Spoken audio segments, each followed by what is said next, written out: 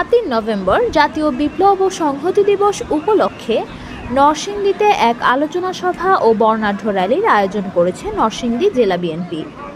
শুক্রবার বিকেলে শহরের পৌর ঈদগাহ মাঠে নরসিংদী পৌরসভা ও ইউনিয়নের বিভিন্ন ওয়ার্ড থেকে বিএনপির নেতাকর্মীরা দলীয় নেতাকর্মীদের বিভিন্ন রং বেরঙের ছবি, ফেস্টুন, ব্যানার এবং বাদ্যযন্ত্র সহকারে খণ্ড খণ্ড মিছিল নিয়ে উপস্থিত হতে থাকেন।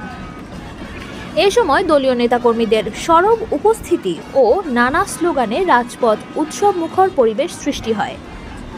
পরে সভা শেষে পৌর ঈদগাহ মাঠ হতে একটি বর্ণাঢ্য শোভাযাত্রা বের হয়ে শহরের বিভিন্ন সড়ক প্রদক্ষিণ শেষে নরসিংদী রেলওয়ে স্টেশন চত্বরে এসে শেষ হয়।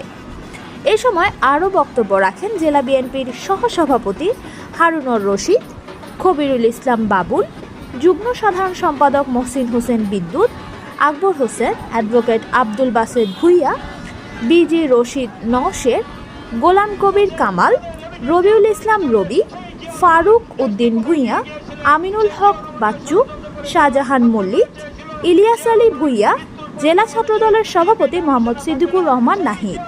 সেই জিয়াউর রহমানকে ষড়যন্ত্র করে তারা হত্যা করে চেয়েছিল। জিয়াউর রহমান মৃত্যুর পর বাংলাদেশে বিএনপির নাম নিশানা থাকবে না। সেই জিয়াউর রহমানের দল বলেছিল বিএনপি বেসিক্যালি নো পার্টি, প্রমাণ করেছে বিএনপি বেসিক্যালি পার্টি। বাংলাদেশে আজকে লক্ষ কোটি মানুষ বিএনপি নেতৃত্বে রয়েছে। দীর্ঘ 16 বছর এই ফাঁসি সরকারি, এই মাফিয়া সরকার, খনি সরকার, এই দানবীয় হাসিনা সরকার, এই জালিম সরকার অনেক চেষ্টা করেছে বিএনপিকে। আশিকুর রহমানের তথ্য ও চিত্রে কানিজ ফাতেমা, চ্যানেল 21, নরসিংদী।